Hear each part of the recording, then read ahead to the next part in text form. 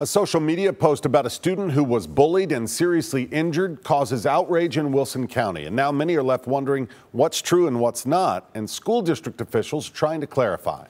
News Channel 5's Emily Luxon looked into the matter and is here with an explanation. Emily. Well, that's right. The post refers to an alleged incident at Lebanon High School last week. It says a student who is disabled was bullied, seriously hurt, and is now in critical condition at Vanderbilt.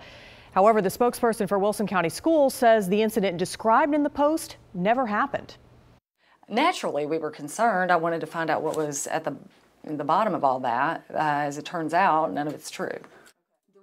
The post originally showed up on the Hip Mount Juliet and Hip Lebanon Facebook pages and received plenty of comments. The posts have since been removed. Wilson County Schools replied with a Facebook post calling it fake news.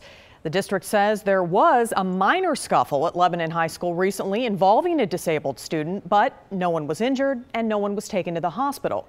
The district's communications director is now warning people to be cautious about believing everything they see on social media. I would just encourage people to take a closer look at where you're getting your news from. You know, don't just pick it up off Facebook or other social media posts, because that's where the fake news is really coming from.